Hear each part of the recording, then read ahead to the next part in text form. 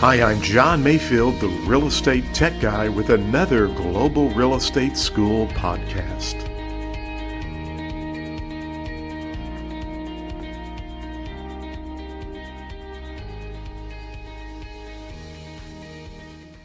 Hey, thank you so much for joining the podcast. My name is John Mayfield, the real estate tech guy, and I am going to continue our studies over fair housing. So I'm actually taking this section from the PSI Candidate Handbook, and this will be on the national examination, whether you're taking Pearson Vue or PSI. You need to know things about ADA, which we talked about on yesterday's podcast, YouTube show, so be sure and watch that, as well as what we're going to go over today, which is fair housing advertising. So I'm going to go over to the board and we will take a look at fair housing and the world of advertising, or advertising rules and fair housing. So you can almost guarantee that you will see several questions regarding fair housing and advertising and some of the rules that are involved. So this whole session is going to help you answer any of those questions on your test. So let's start here as we have the first slide up here, where we are really talking about advertising rules. And I want to make sure my highlighter is up and at it here. So advertising rules. Now, remember, this is under the Fair Housing Act, and it's all about protecting people from this key word here, discrimination in housing. And there's several items that we learn in which you cannot discriminate regarding the Fair Housing Act. Race, never ever can you discriminate based on race. And I want to just point out here that when we talk about race, I want you to always remember this right here. Remember 1866. That is the Civil Rights Act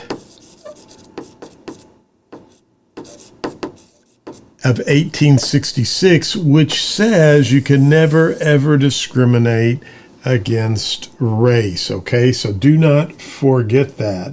Go back over here and get our highlighter going. I need to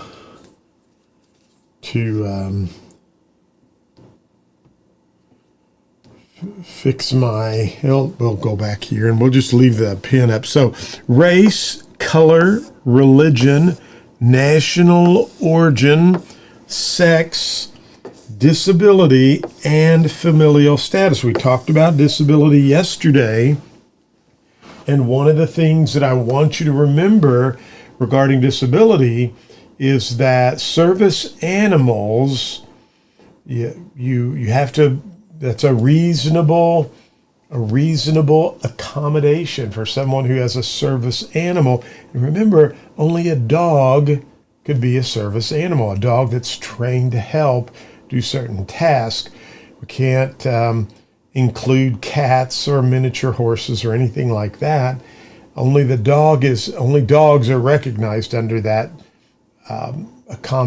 that reasonable accommodation. Okay, reasonable modification was when we need to pull the carpet up so that the wheelchair can easily go through, or put grab bars on, or a small ramp to get in and out of the property. So don't forget those as well.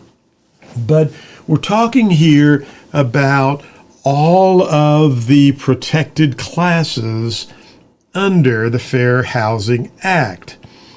So you can see here that it tells us that the rules are very important for us, and there we go. The rules are essential because they guide us on how to write fair and inclusive ads for properties.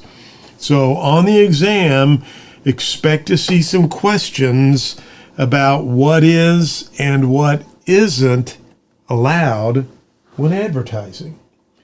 So first of all, let's talk about protected classes. We've already kind of gone over this, right?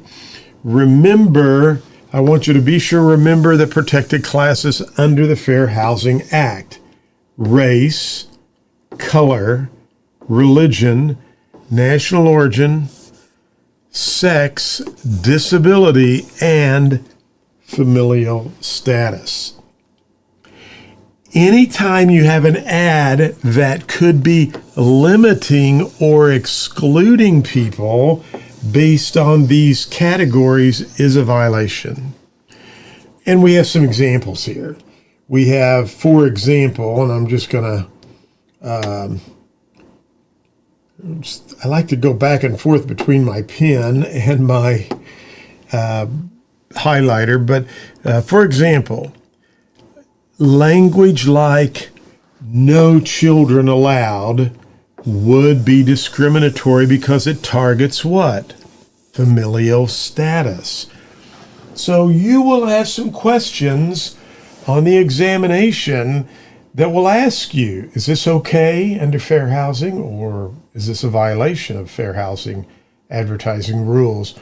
And understanding those protected classes that we just went over will make your life so much easier on the examination. Now, let's continue on and go over to our second area, which is avoid discriminatory language, okay? So whenever you're creating an ad, my little touch screen is not wanting to work today. So that's okay. We'll use the pen. So when creating an advertisement, it's crucial to avoid language that could imply a preference or exclusion of certain groups. So let's look at some of these terms. Whites only, Christian community, ideal for young singles. Any of those types of suggestions, or these types of suggestions, which, is suggesting a preference based on race, religion, or familial status, which violates the Fair Housing Act. So, I want you to go back, because this, to me, is so important, and I thought I could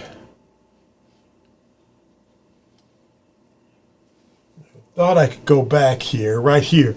It's important, I think, that you really take time and understand the protected classes. So very important for you to do that.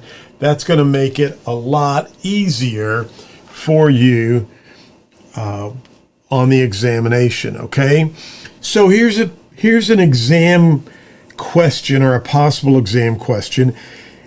If an ad reads "perfect for mature adults," it could suggest age discrimination. See that? For the exam, remember that neutral descriptive language is safest and complies with fair housing. So go back here and understand and remember the protected classes, because they will help you understand the advertising discriminatory language. Okay, very important there. All right, let's move on to the next section, descriptive versus discriminatory language, right here, okay? So you want to use descriptive language about the property's features. Very, very important there. Not about the type of person who might live there. Focus on things like the number of bedrooms when you're reading your exam questions, or amenities or views. For instance, instead of saying perfect for single professionals, you would want to look or say includes a spacious studio layout. Now, I just want you to remember, I'm kind of going over specifics that you need to deal with as a real estate professional, but as you are taking the examination, this slide, I think, gives you some great advice on how to properly answer the question. So I want just you to remember, use descriptive language about the property's features, not about the type of person who might live there. So anytime they start talking about the type of person in the ad who might want to live there, might not be very compliant with fair housing laws, okay? So you may be asked to select which ad complies with fair housing rules. Always go with options that are neutral, property focused. I think that's huge there, okay? Don't forget that. So property focused. Number 4, some disability considerations in advertising. When it comes to disabilities, avoid language that implies preferences. For example, saying not suitable for wheelchairs. That could violate the fair housing rules, okay? Instead, focus on something that says accessibility features, describe those. For instance, you could say step-free entry or includes an accessible bathroom, or some type of wheelchair ramp might be good. So here's a possible exam question. If an ad states no wheelchair access, it could be seen as discouraging potential renters with disabilities, which would be a fair housing violation.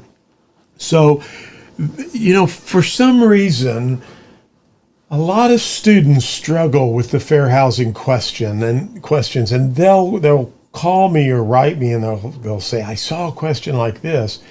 And what I really am trying to pull out with this YouTube video for you, this study session, is to really look at the amenities and, are you using descriptive words to discourage someone who might be under the protected classes, or are you just trying to be neutral, descriptive of the property? So just read through the questions, and if you're pulling out something that could be against those protective classes that we've already looked at earlier, then you could have a problem. So I'm going to just go back here to number 1. You got to know these protected classes. So important for you to do that. And I think that will make life so much easier. Now we're going to talk about general neutral language.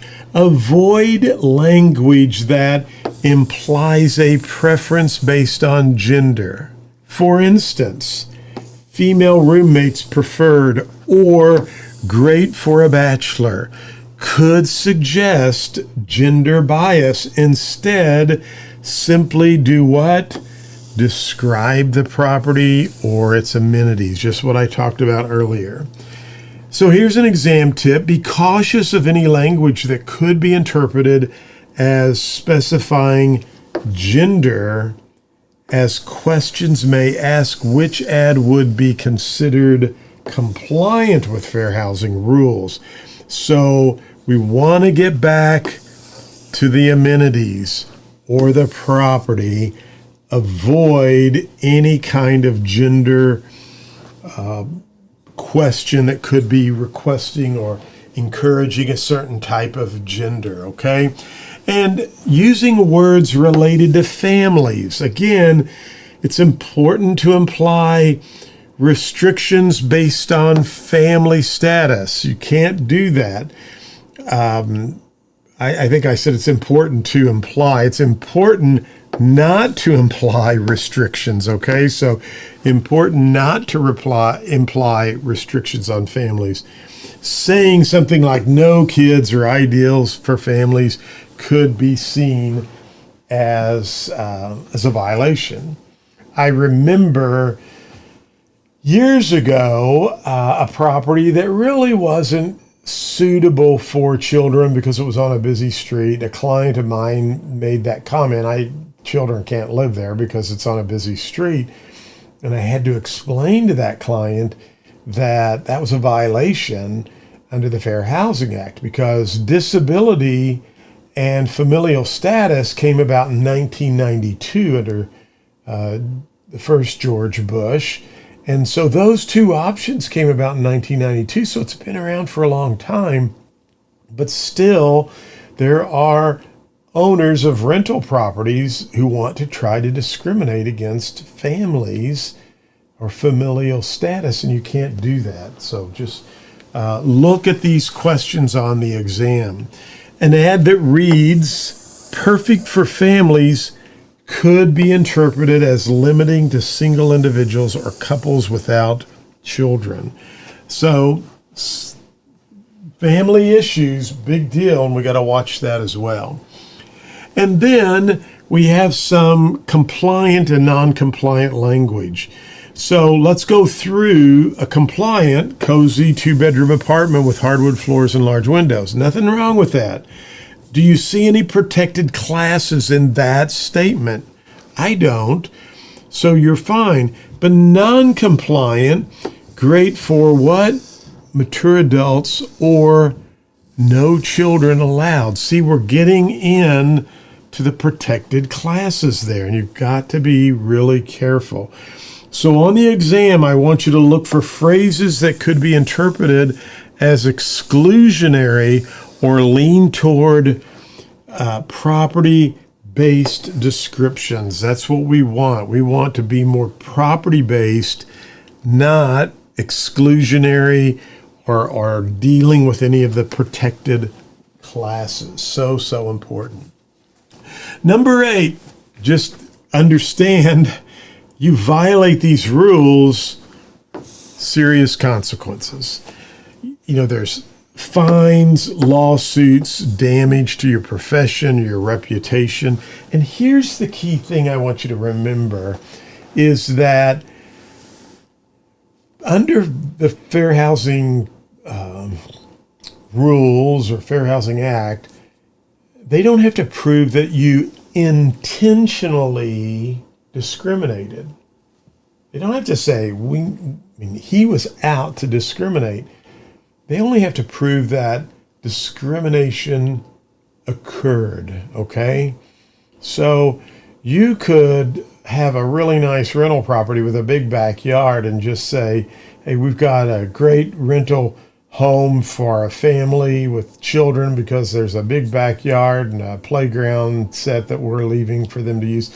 See, you're getting into those protected classes, and that could be a problem. So, I keep going back to the protected classes, but I think if you know those, you'll be in good shape. Now, we've got a couple of questions we're going to go over here.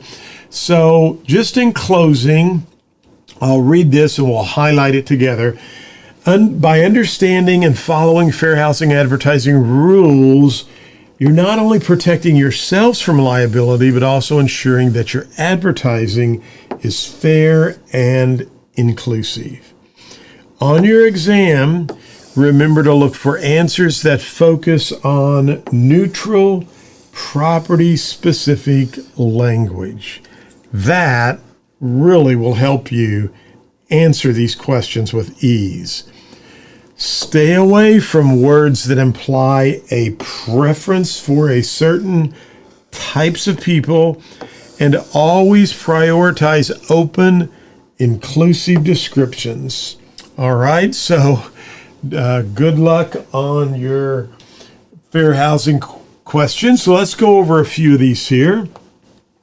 Which of the following advertising phrases would be considered a violation of advertising rules? Now, what do they want us to answer? Would be considered what? A violation of advertising. So which of the following would be considered, and that's the key right there, which of these would be a violation? Cozy 2-bedroom with a beautiful view. Hey, that's description is based on the property, right? Perfect for young professionals. That is not good, is it? Close to public transportation and shopping. I think we're okay. Open floor plan with lots of natural light. We're okay. So I'm going to go with B because they got into the weeds when they started talking about perfect for young professionals. Remember, perfect for young professionals could imply a preference for a specific age group, and that, is excluding seniors or others would be a violation of fair housing. The second question, a real estate agent is writing an ad for a property that is accessible for individuals with disabilities. Which of the following descriptions is appropriate under fair housing rules? So which of those is appropriate under fair housing rules? Well, A, no wheelchair access. That could be a problem, couldn't it? B, accessible apartment with ramp entrance and wide doorways. I think that's okay. Great for disabled tenants. Prefer tenants without mobility needs. Which of the following descriptions is appropriate under fair housing advertising rules? Well, what do you think there? The answer is B. That would be okay. An apartment with a ramp entrance or doorways. That's the only one there that would be appropriate. The others are kind of being too descriptive with the protective class in a derogatory way. No wheelchair access. Great for disabled tenants. Prefer tenants without mobility needs. All of those, you're being too specific with the protected class, where B, describing the accessibility features of the property, ramp entrance and wide doorways, is allowed and does not imply any preference, okay? These all have more of a preference along with them. Now, I know you could be saying, but John, B is kind of a preference as well. And this is one of the toughest things about the real estate examination, is that they will have distractors that look pretty good to the actual question. And I did a couple of videos back. You could go look. It's been just before this one. I think it's in the playlist on tips for passing the exam. But I talk about distractors and questions and how to approach those. And I think it would be well worth you to watch that video. It's a great video. So I always like to go with, the most correct or what looks the best here. And in this case, it is B is the correct answer. The final third question, which of the following phrases could be considered discriminatory? Close to several schools, ideal for, families, spacious 3-bedroom home with yard. No, it's just description of the house. and this one, quiet neighborhood with tree-lined streets. That's okay as well. Looks like it is B again. So we had triple B's there. Ideal for families could imply preference for families over single individuals. You've got to watch these questions because sometimes they can really make some crazy questions for fair housing. But I really think if you go back to the protected classes and understand those and know those, you will do great. Now, tomorrow, I'm live streaming every evening, 7 o'clock Central Standard Time. Tomorrow, I want you to not forget that we're going to go through some flashcards over the last 2 sessions, and then we're going to go a little bit further in as well. I do want to remind you about this website right here. Help me pass the real estate exam. And I have some free, recently seen exam questions that you can go to there. Just click on the link, Help Me Pass the Real Estate Exam. And I want to show you something while we're there. Let's see if we can pull that up because I do have a link there. You will see that we are offline right now, but every day at 7 p.m., if you go to Help Me Pass the Real Estate Exam, you'll see the live broadcast. And down here, you can download your free exam questions right there. Just fill that out, and that will send you the link and the information.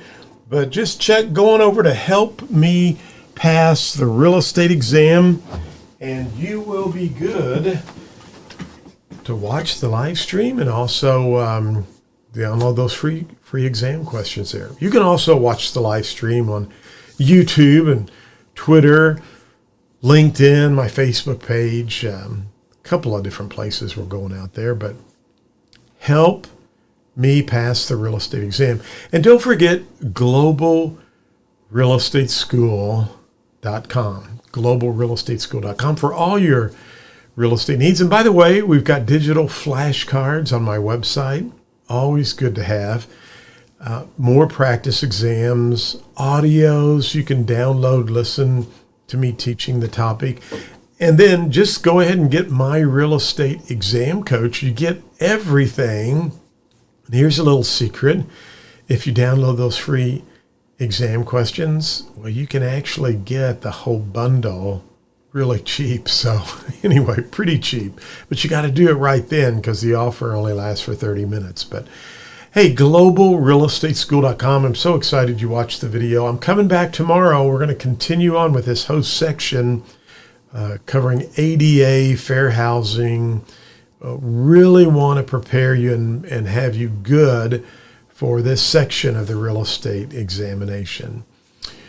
Well, I hope that you had a good time watching this. I hope you will tell others, and I hope you'll come back tomorrow. Subscribe to the channel, and as always, go out and make it a great day. Thank you for listening to the podcast for Global Real Estate School. I'm John Mayfield, the Real Estate Tech Guy. Go out and make it a great day.